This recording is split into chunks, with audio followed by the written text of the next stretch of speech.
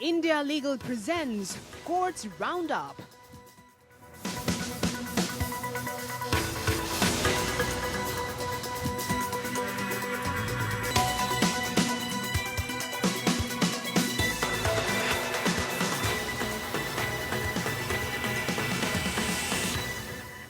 नमस्कार, मैं हूं मीनाक्षी। कोर्ट राउंडअप में आपका स्वागत है। इस बुलेटिन में मैं अगले आधे घंटे हम आपको कोर्ट से जुड़े तमाम छोटी बड़ी खबरों से रूबरू कराएंगे। कोर्ट की कार्यवाही और सुप्रीम कोर्ट से लेकर हायर कोर्ट और लोअर कोर्ट तक के फैसलों को आपके सामने रखेंगे। आगे बढ़ने से पहले नजर डालते हैं हेडलाइंस पर। जस्टिस प्रतिभा सिंह ने व्हाट्सएप की नई प्राइवेसी पॉलिसी को चुनौती देने वाली याचिका पर सुनवाई करने वाली बेंच से खुद को किया अलग। अलग बेंच बनाने का दिया निर्देश। मोटर व्हीकल एक्ट की धारा 185A के तहत शराब पीकर ड्राइविंग करने के आरोप में ब्रेथ एनालाइजर का इस्तेमाल जरूरी है। केरल हाईकोर्ट ने दी व्यवस्था। अगले हफ्ते से दिल्ली हाईकोर्ट के 11 बेंच शुरू करेंगे फिजिकल हियरिंग, सोशल डिस्टेंसिंग और अन्य कोविड-19 दिशा निर्देशों का कड़ाई से पालन करने का निर्देश। मुंबई पुलिस ने टीआरपी केस में ईडी के सामने पेश होने पर जताया ऐतराज। सिब्बल ने ईडी के स्टेटस रिपोर्ट दाखिल करने का किया विरोध। कहा कि इस मामले की जांच के लिए मुंबई पुलिस का है अधिकार क्षेत्र।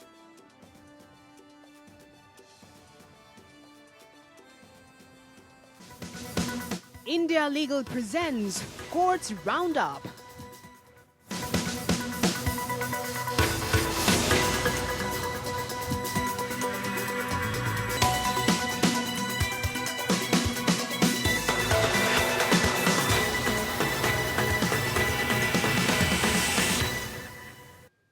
तो चलिए कोर्ट्स राउंडअप में आगे बढ़ेंगे। व्हाट्सएप की नई प्राइवेट पॉलिसी की सुनवाई से दिल्ली हाईकोर्ट के जज प्रतिभा सिंह ने खुद को अलग कर लिया है। व्हाट्सएप की नई प्राइवेट पॉलिसी को दिल्ली हाईकोर्ट में चुनौती दी गई है। याचिका में कोर्ट से मांग की गई है कि नई प्राइवेसी पॉलिसी पर तुरंत प्रभाव से रोक लगाई जाए। याचिका में दावा किया गया है कि कंपनी भारत में नीति को लागू करने के लिए मनमाने ढंग से और ज्यादा एकाधिकारवादी तरीके से प्रयास कर रही है।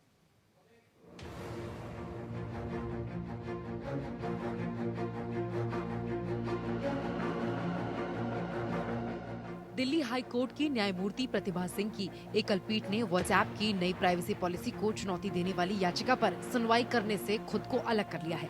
इस संबंध में अदालत के मास्टर को भेजे गए ईमेल पर कड़ी आपत्ति दर्ज की गई है।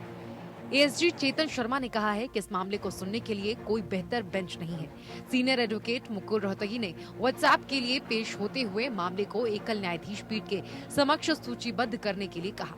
मामले को जनहित याचिका के रूप में मानने का निर्देश देते हुए न्यायमूर्ति सिंह ने इसे सोमवार को सुनवाई के लिए एक अल्प पीठ के समक्ष सूचीबद्ध करने के लिए कहा है। त्वरित संदेश सेवा ऐप व्हाट्सएप द्वारा पेश की गई नई प्राइवेसी पॉलिसी को चुनौती देते हुए दिल्ली उच्च न्यायालय में एक याचिका दायर की गई है, जिसमें इसे नागरिकों की निजता के अधिकार का उल्लंघन और भारत की राष्ट्रीय सुरक्षा को खतरा बताया है। याचिका अधिवक्ता चैतन्य रोहिल्ला द्वारा दायर की गई है, जिसमें कहा गया है कि अपडेटेड नीति कंपनी को वास्तव में व्यक्ति की ऑनलाइन गतिविधि में लगभग 360 डिग्री प्रोफाइल देती है। याचिका में कहा गया है कि किसी व्यक्ति की निजी और व्यक्तिगत गतिविधियों में अंतर्दृष्टि का स्तर वर्तमान या नियामक पर्यवेक्षण में किसी भी सरकारी निरीक्षण के बिना किया गया है।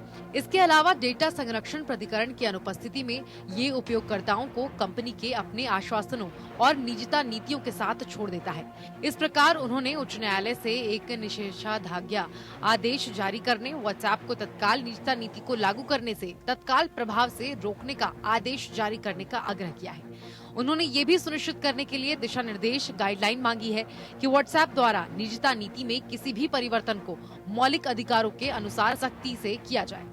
व्हाट्सएप ने 4 जनवरी 2021 को अपनी निजता नीति को अपडेट किया और अपने उपयोगकर्ताओं के लिए अपने नियम और शर्तों को स्वीकार करना अनिवार्य कर दिया। इसके विफल रहने पर संबंधित उपयोगकर्ता के लिए 8 जनवरी 2021 के बाद खातों और सेवाओं को समाप्त कर दिया जाएगा। याचिका में कहा गया है, व्हाट्सएप द्वारा उपयोगकर्ताओं के डेटा को तीसरे पक्ष और फेसबुक को साझा करना अपने आप में गैर कानूनी है, क्योंकि व्हाट्सएप केवल उन उद्देश्यों के लिए सूचना का उपयोग कर सकता है जो उस उद्देश्य से काफी हद तक जुड़े हुए हैं जिसके लिए सूचना दी गई है। याचिका में दावा किया गया है कि कंपनी भारत में नीति को लागू करने के लिए मनमाने ढंग से और ज्यादातर एकाधिकारवादी तरीके से प्रयास कर रही है, क्योंकि वे इस विषय में किसी भी व्यापक कानून की अनुपस्थिति में अति संवेदनशीलता देखते हैं। Bureau report. और अधिवक्ता विवेक सिंह चंदेल हमारे साथ और ज्यादा बातचीत के लिए जुड़ गए हैं। विवेक जी, बहुत स्वागत है आपका इस कार्यक्रम में। आपको बता दें कि आखिर क्या वजह रही कि प्रतिभा सिंह ने खुद को इस पूरे मामले से अलग कर लिया? जब से व्हाट्सएप ने अपनी प्राइवेसी पॉलिसी को अपडेट किया है, तब से ही चर्चा का विषय बनी हुई है। दरअसल प्रतिभा सिंह जो हाईकोर्ट में सिंगल जज हैं, सिंगल पीठ की जो इनकी बेंच थी, इस मामले में उनको ये चैतन्य रोहिल्ला की जो याचिका थी इस पर सुनवाई करनी थी, लेकिन उन्होंने ये अपने आप को कहते हुए अलग कर लिया कि कुछ निजी कारणों की वजह से इस मामले में मैं सुनवाई नहीं करती और इस मामले को चीफ जस्टिस DN पटेल के पास वापस भेज दिया। फिलहाल इस मामले में सोमवार को सुनवाई होगी। जो इस मामले में उनकी मांगे हैं उनमें एक खास मांग ये भी है कि जो सूचना प्रौद्योगिकी मंत्रालय है उसको भी निर्देश दिया जाए और ये सुनिश्चित करे कि व्हाट्सएप किसी भी उद्देश्य के लिए, यानी कि जो भी पर्पज हो उसका, क्योंकि जो फेसबुक है, फेसबुक के थ्रू जब ये डेटा का संग्रह जो किया जाता है वो डेटा संग्रह वो न किया जाए। और इसके लिए क्योंकि हमेशा से रहा है कि ये फेसबुक जो है वो एक एडवर्टाइज के बिहाफ पे काम करने वाली कंपनी है और जो लोगों के जो सूचनाएं हैं वो एकत्र करके उनके हिसाब से जो डाटा उनको जो एड उनके पास भेजती है उससे वो उसकी कमाई का बेसिक जरिया है। तो जो आदमी की निजी चीजें हैं जो उसके फोन में होती हैं, व्हाट्सएप अगर जो 8 फरवरी तक का समय दिया गया है लोगों की फेसबुक की जो नई नीति है उसका बिल्कुल, जब से मतलब ये व्हाट्सएप ने अपनी प्राइवेसी पॉलिसी को अपडेट किया है तब से ही काफी हद तक चर्चा का विषय बनी हुई है। बहुत बहुत शुक्रिया आपका हमारे साथ जुड़ने के लिए। और अब खबरों में आगे बढ़ेंगे। सुप्रीम कोर्ट ने माना है कि प्राथमिक कृषि ऋण सोसाइटी के रूप में पंजीकृत सहकारी समितियां आयकर अधिनियम की धारा 80(2)(a) के तहत कटौती की हकदार है, तब भी जब वे कृषि से संबंधित न होने वाले अपने सदस्यों को ऋण दे रही हो।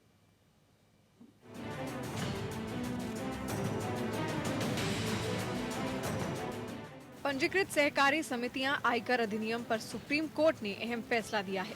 जस्टिस RF नरिमन, जस्टिस नवीन सिन्हा और जस्टिस KM जोसेफ की एक पीठ ने केरल उच्च न्यायालय के फैसले को रद्द किया, जिसमें कहा गया था कि ऐसी समिति धारा 80(p) के तहत कटौती की हकदार नहीं है जब गैर कृषि उद्देश्यों के लिए सदस्यों को ऋण दिया जाता है।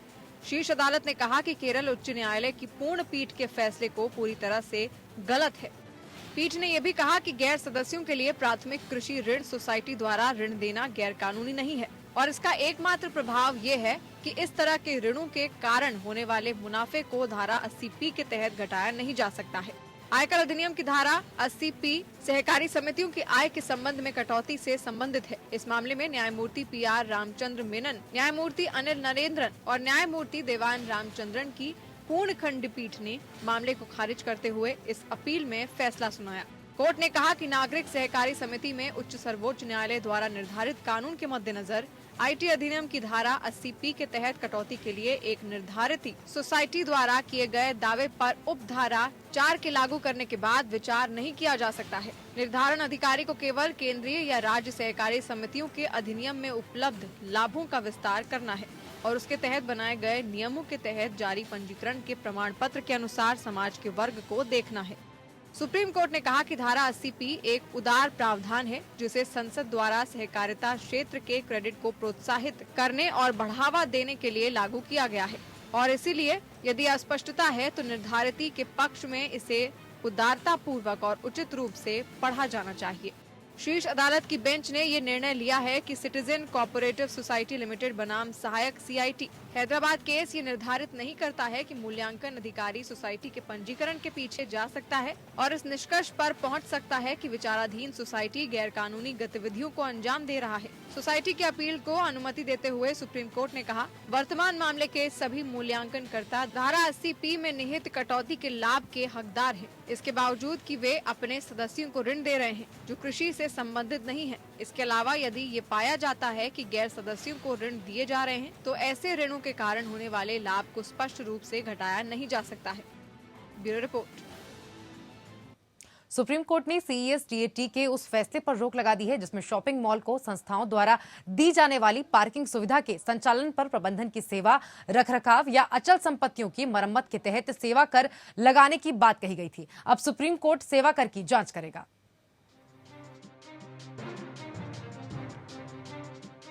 सुप्रीम कोर्ट ने सेस्टैट के एक फैसले पर रोक लगा दी, जिसने शॉपिंग मॉल को संस्थाओं द्वारा प्रदान की गई पार्किंग सुविधाओं के संचालन पर प्रबंधन की सेवा, रखरखाव या अचल संपत्तियों की मरम्मत के तहत सेवा कर लगाने की पुष्टि की थी। अपीलकर्ता मेट्रोपॉलिटन इवेंट मैनेजमेंट ने ट्रिब्यूनल के आदेश को मुख्य रूप से इस आधार पर चुनौती दी कि आगंतुकों को पार्किंग सेवाएं प्रदान करते समय छूट है। राजस्व अप्रत्यक्ष रूप से इसे एक सिर के नीचे लाकर छूट सेवा कर की कोशिश कर रहा है, जो बिल्कुल भी लागू नहीं है। अपीलकर्ताओं ने कहा कि ट्रिब्यूनल का आदेश गलत है, क्योंकि मॉल मालिकों को पार्किंग सुविधाओं का संचालन करने वाली संस्थाओं द्वारा कोई सेवा प्रदान नहीं की जा रही है और न ही ऐसी किसी भी सेवा के बदले मॉल मालिकों से उनके द्वारा कोई विचार प्राप्त किया जाता है। न्यायमूर्ति एएम खानविलकर, न्यायमूर्ति बीआर गवई और न्यायमूर्ति कृष्णा मुरारी की खंडपीठ ने राजस्व अधिकारियों को नोटिस जारी कर सुनवाई के बाद ट्रिब्यूनल के फैसले पर रोक लगाने का निर्देश दिया है।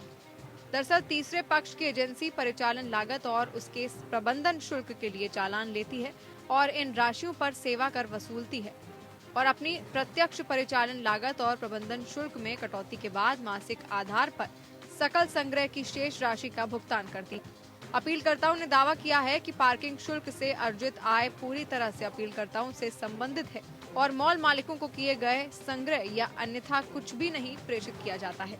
अपीलकर्ता का दावा है कि उसका मॉल मालिकों के साथ कोई लिखित अनुबंध नहीं है और वो किराया या पार्किंग क्षेत्र के संचालन के लिए मॉल मालिकों को किसी भी नाम से कोई राशि का भुगतान नहीं कर रहा है। अपीलकर्ता ने जोर देकर कहा कि मॉल मालिकों की एकमात्र रुचि ये है कि एक परेशानी मुक्त पार्किंग होनी चाहिए और पार्किंग के लिए उपलब्ध स्थान का अधिकतम संभव सीमा तक उपयोग किया जाना चाहिए। सीईटी स्टेट ने सेवा कर की मांग को बरकरार रखते हुए कहा कि वो अपीलकर्ता की इस दलील को स्वीकार नहीं कर सकता कि विशाल पार्किंग स्पेस एरिया को बिना किसी समझौते के वित्तीय विचार, अन्य देनदारियों के संबंध में और आकस्मिक देनदारियों के संबंध में समझौते के बिना दिया गया था। ट्रिब्यूनल ने माना कि अपीलकर्ता की गतिविधि किसी भी मामले में मैनेजमेंट, रखरखाव या मरम्मत की परिभाषा के तहत कवर की गई थी। इसमें आगे ये भी माना गया कि अपीलकर्ता मॉल मालिकों को कोई विचार नहीं दे रहा था, तब भी सेवा कर देती थी। ट्रिब्यूनल ने फैसला सुनाया। इस प्रकार इसमें कोई संदेह नहीं है कि मॉल मालिकों द्वारा दी गई पार्किंग शुल्क एकत्र करने का अधिकार मॉल मालिकों द्वारा अपीलकर्ता को प्रदान किए गए विचार के अलावा कुछ भी नहीं है और इस तरह के विचार का पैमाना पार्किंग शुल्क के माध्यम से उत्पन्न सकल आय है। Bureau report. केरल हाईकोर्ट ने कहा है कि मोटर व्हीकल एक्ट की धारा 185A के तहत शराब पीकर ड्राइविंग करने के आरोप में ब्रेथ एनालाइजर का इस्तेमाल जरूरी है। इस तरह के पहले अपराध के लिए अपराधी को 6 महीने तक की जेल हो सकती है या 10,000 रुपए का जुर्माना या दोनों हो सकता है।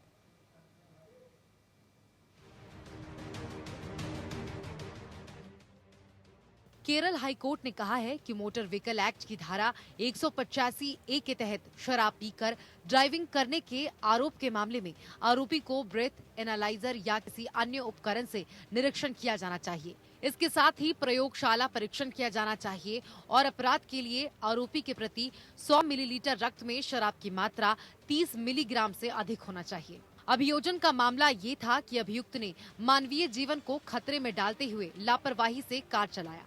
इसके साथ ही उसने दूसरी कार को टक्कर मारी जिसमें उसमें बैठे यात्रियों को चोट आई। इसके बाद आरोपी को गिरफ्तार कर लिया गया और उसे मेडिकल जांच के लिए भेजा गया। मेडिकल रिपोर्ट के आधार पर कोर्ट ने कहा कि डॉक्टर ने कहा कि याचिकाकर्ता के मुंह से शराब की बदबू आ रही थी। मेडिकल रिपोर्ट के आधार पर आरोपी के खिलाफ मोटर व्हीकल अधिनियम की धारा 185 के तहत मुकदमा चलाया गया। इसके खिलाफ अभियुक्त ने चुनौती दी। अभियुक्त की चुनौती ये थी कि धारा 185 के तहत तभी मुकदमा चलाया जा सकता है जब ब्रेथ एनालाइजर के माध्यम से शराब की मात्रा का पता लगाया जाएगा। ड्राइव में या वाहन चलाने का प्रयास करते समय आरोपी के प्रति 100 मिलीलीटर रक्त में शराब की मात्रा 30 मिलीग्राम से अधिक होनी चाहिए और इसका परीक्षण ब्लड टेस्ट द्वारा किया जाना चाहिए या प्रयोगशाला परीक्षण सहित किसी अन्य परीक्षण में। ड्रग लेने से वो शारीरिक रूप और मानसिक रूप से इस तरह असक्षम हो जाता है कि वाहन पर उचित नियंत्रण रखने में असमर्थ हो जाता है। कोर्ट ने मामले में केरल हाईकोर्ट द्वारा दिए गए फैसले पर भरोसा जताते हुए कहा है साल 2019 में अधिनियम में हुए संशोधन से पहले ब्रेथ एनालाइजर के माध्यम से रक्त में अल्कोहल की मात्रा निर्धारित करना अनिवार्य था। संशोधन के बाद कानून ब्रेथ एनालाइजर या किसी अन्य प्रयोगशाला परीक्षण का संचालन करने की अनुमति देता है। इस तत्कालिक मामले में एमवी एक्ट की धारा 185 के तहत कार्यवाही किसी भी डॉक्टर की राय के आधार पर बिना किसी ब्रेथ एनालाइजर प्रयोगशाला परीक्षणों के रक्त में अल्कोहल का पता लगाए बिना नहीं किया जा सकता है। इस तरह से पहले अपराध के लिए अपराधी को 6 महीने तक की जेल हो सकती है या 10,000 रुपए का जुर्माना या दोनों हो सकता है। यदि अपराध वापस यानी कि दूसरी बार करने पर 2 साल तक हो सकती है या 15,000 रुपए जुर्माना या दोनों एक साथ लिया जा सकता है। Bureau report. और अधिवक्ता आदर्श कुमार हमारे साथ जुड़ गए हैं और ज्यादा बातचीत के लिए। आदर्श जी, जिस तरह से शराब पीकर ड्राइविंग करने से जुड़ी याचिका पर सुनवाई करते हुए केरल हाईकोर्ट ने क्या कुछ महत्वपूर्ण कहा है, ये बताइए। जी, इस मामले में केरल हाईकोर्ट ने कहा है कि मोटर व्हीकल एक्ट की धारा 185A के तहत शराब पीकर ड्राइविंग करने के आरोप में मामले में आरोपी को ब्रेथ एनालाइजर या किसी अन्य उपकरण से परीक्षण किया जाना चाहिए था। वहीं मेडिकल रिपोर्ट के आधार पर कोर्ट ने कहा कि डॉक्टर ने कहा अभियुक्त के मुंह से शराब की बदबू आ रही थी और मेडिकल रिपोर्ट के आधार पर आरोपी के खिलाफ मोटर व्हीकल अधिनियम की धारा 185 के तहत मुकदमा चलाया गया था। इसके खिलाफ अभियुक्त ने चुनौती दी और कहा 185 के तहत मुकदमा तब चलाया जा सकता है जब ब्रेथ एनालाइजर के माध्यम से शराब की मात्रा का पता लगाया जाए। जी, यानी कि ब्रेथ एनालाइजर से जांच के बाद ही उसके खिलाफ इस तरह के किसी आरोप लगाए जा सकता है या कार्रवाई की जा सकती है। बहुत बहुत शुक्रिया आपका हमारे साथ जुड़ने के लिए। चलिए अब खबरों में आगे बढ़ते हैं। दिल्ली हाईकोर्ट ने आदेश दिया है कि हाईकोर्ट की 11 बेंच 18 जनवरी से फिजिकल सुनवाई करेंगे। आदेश का विषय दिल्ली हाईकोर्ट के समक्ष 20 फरवरी तक मामले की सुनवाई की वर्तमान प्रणाली का विस्तार है। ये आदेश दिल्ली के एनसीटी में कोविड-19 महामारी के मामलों में आई गिरावट के मद्देनजर आया है। हालांकि इस आदेश में स्पष्ट किया है कि हाईकोर्ट की अन्य शेष खंडपीठें वीडियो कॉन्फ्रेंसिंग के माध्यम से रोस्टर के अनुसार सुनवाई करना जारी रखेंगी, जिसे जल्द ही दिल्ली हाईकोर्ट की वेबसाइट पर अधिसूचित कर दिया जाएगा। इसके अलावा आदेश में यह भी कहा गया है कि हाईकोर्ट की सभी बेंच 2018, 19 और 20 में लागू होने वाले मामलों सहित मौजूदा व्यवस्था के अनुसार मामलों की सुनवाई जारी रखेंगे। इसमें आगे आदेश में कहा गया है कि संयुक्त रजिस्ट्रार की अदालतें रोस्टर में अधिसूचित कार्यक्रम के अनुसार एक दिन छोड़कर वीडियो कॉन्फ्रेंसिंग के माध्यम से फिजिकल कोर्ट आयोजित की जाएगी। यह आदेश 18 जनवरी से प्रभावी होगा। साथ ही आपको बता दें कि संयुक्त रजिस्ट्रार न्यायालयों को भी निर्देशित किया जाता है कि वे सभी मामलों में साक्ष्य दर्ज करना शुरू करें। इस आदेश द्वारा यह भी अधिसूचित किया गया है कि 18 जनवरी से 20 फरवरी 2021 तक हाईकोर्ट के समक्ष सूचीबद्ध सभी अन्य लंबित दिनचर्या या गैर जरूरी मामले मार्च और अप्रैल के महीने में सुनवाई की तारीख के लिए स्थगित कर दिए जाएंगे। इस आदेश में सभी अधिवक्ताओं, वादकारियों और अन्य अदालतों में आने वाले लोगों से अनुरोध किया गया है कि वे फिजिकल सुनवाई के लिए हाईकोर्ट परिसर में केंद्र सरकार और राज्य सरकार द्वारा जारी किए गए सोशल डिस्टेंसिंग और अन्य कोविड-19 दिशा निर्देशों का कड़ाई से पालन करें। उधर दिल्ली हाईकोर्ट के इस फैसले के बाद जैसे पहले ज्यादातर मामलों की सुनवाई वीडियो कॉन्फ्रेंसिंग के जरिए हो रही थी, अब वैसे ही फिजिकल हियरिंग से भी मामले सीधे कोर्ट में सुने जाएंगे। उधर दिल्ली के चांदनी चौक में 3 जनवरी को ढहाए गए हनुमान मंदिर के मामले में सुप्रीम कोर्ट में याचिका दाखिल हुई है। आपको बता दें कि याचिकाकर्ताओं ने स्वयं को हनुमान भक्त बताते हुए 5 दशक पुराना हनुमान मंदिर तोड़े जाने से धार्मिक भावनाओं को आहत होने की बात कही है। मंदिर तोड़ने को हरी झंडी देने वाले दिल्ली हाई कोर्ट के आदेश को चुनौती देते हुए याचिका में तोड़े गए हनुमान मंदिर को चांदनी चौक में ही सुंदरीकरण योजना के तहत दोबारा स्थापित करने की मांग की गई है। आपको बताते चले, सुप्रीम कोर्ट में यह याचिका दिल्ली के रहने वाले जितेंद्र सिंह सहित 4 लोगों ने वकील विष्णु शंकर जैन के जरिए दाखिल की है। याचिका में दिल्ली हाईकोर्ट के 30 अप्रैल 2015, 20 नवंबर 2020 के आदेश को चुनौती दी गई है। 30 अप्रैल 2015 को हाईकोर्ट ने दिल्ली सरकार और उत्तरी दिल्ली नगर निगम को चांदनी चौक में अवैध रूप से बनाए गए धार्मिक स्थलों को हटाने का आदेश दिया था। उधर 20 नवंबर 2020 को हाईकोर्ट ने श्री मानोकामना सिद्ध श्री हनुमान सेवा समिति के मंदिर बचाने के लिए दाखिल अर्जी खारिज कर दी थी। याचिका में कहा गया है कि मंदिर ढहाने से पहले कानून में तय प्रक्रिया का पालन नहीं किया गया, जिससे याचिकाकर्ताओं के पूजा के अधिकार बाधित हुए हैं। हाईकोर्ट ने आदेश देते वक्त इस पर ध्यान नहीं दिया कि वो मंदिर 5 दशक पुराना था। कहा गया है कि दिल्ली सरकार और नगर निगम को इंप्रूवमेंट स्कीम सहित मास्टर प्लान और जोनल प्लान तैयार करने का अधिकार है। प्राविधानों के मुताबिक दिल्ली सरकार और नगर निगम सुंदरीकरण और इम्प्रूवमेंट योजना में इस मंदिर को समायोजित कर सकते थे। इस मामले में धार्मिक समिति ने नई सुंदरीकरण योजना में इस मंदिर और अन्य धार्मिक स्थलों को समायोजित करने की योजना तैयार की थी, लेकिन हाईकोर्ट ने इन प्राविधानों पर ध्यान नहीं दिया और ध्यान दिए बगैर कहा कि धार्मिक कमेटी को सुंदरीकरण योजना में धार्मिक स्थलों को शामिल करने का अधिकार नहीं है।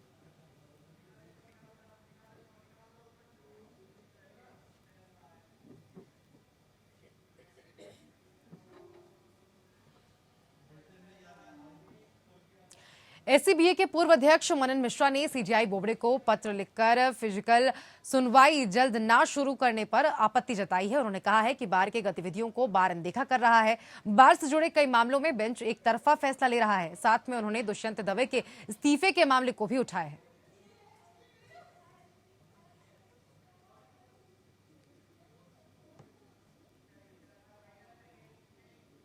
और इसी के साथ फिलहाल कोर्ट्स राउंडअप में बस इतना ही। आप देखते रहिए APN. India Legal presents Courts Roundup.